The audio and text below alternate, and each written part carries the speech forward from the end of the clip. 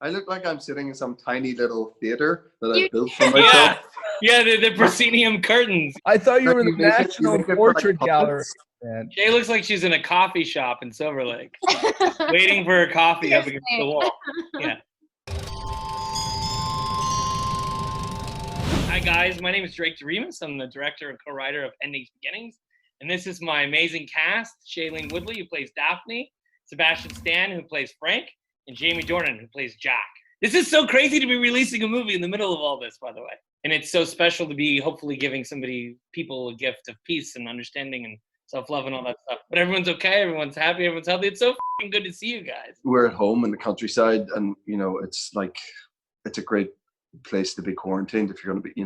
We've got space. Well, look, I'm not quarantining with anybody, okay? Like, I know some of you guys have partners over there. Shaylee, I don't know what you think, but like, is it harder to do this alone, or is it harder with someone? I can't quite tell. I've decided that it's probably harder with someone to make myself feel better.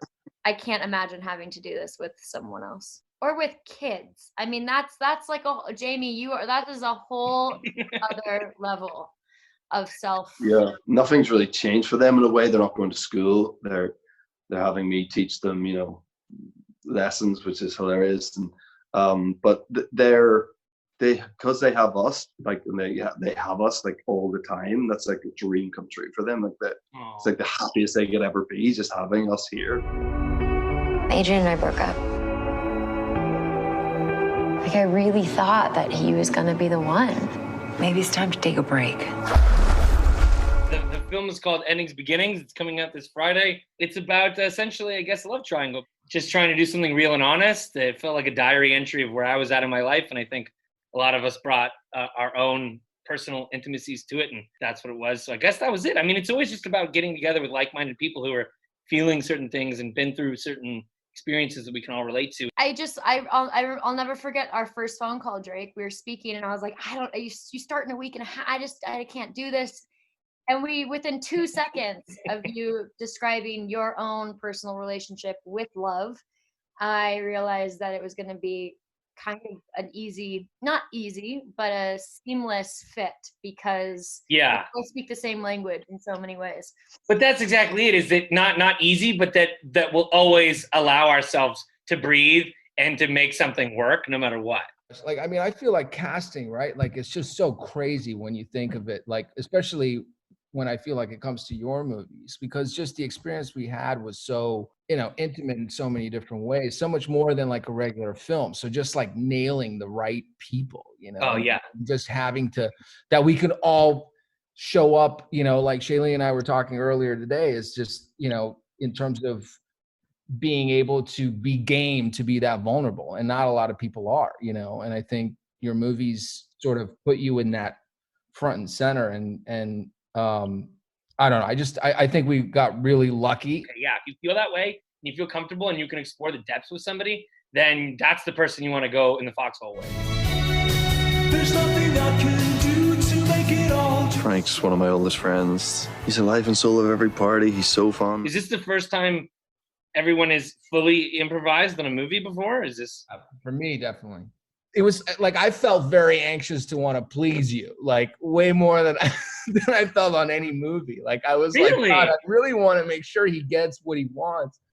But I think that's just because like the nature of the unknown of that. I think like at first it felt a little bit daunting. We started out the movie in Big Sur, and I think that was probably the hardest part, because Sebastian and I didn't really know each other at that point. And so I think that was the trickiest part for me, of just knowing how close should these two people be with one another. And because you're improvising it, you don't really know what has happened in their story beforehand. It's kind of a guessing game. I think that was the hardest part, that first week in Big Sur, those first couple days. And then after that, it just kind of felt fun. It felt like every single day we got to come to set and play together. It didn't feel like improv at one point. It just felt like life. That's what's so great. I mean, I feel like I feel like all the performances in the movie are so natural, and so you don't see the strings really at all, I feel like. And that's exciting to me, because I don't feel like you felt like you wanted to please anybody. You were just so in the moment. Everyone was just so in the moment. And that's what's in the film, I feel like. You're gonna forget me in a month, aren't you? What am I supposed to do with that? Yeah, both relationships in the film are so specific and so realistic. What was kind of your approach to establishing the different dynamics between both men? But I think in the case of us three, we all just naturally had these energies that existed and that kind of guided us to these characters' dynamics and the relationships between them. I don't think there was any acting or establishing involved. It was really more so, you know, Jamie or Sebastian, if you guys were these people and if I was this person, how would we react in this situation? And then you rely on that natural energy that exists to take you there. You kind of ride the wave instead of creating the wave, if that makes any sense.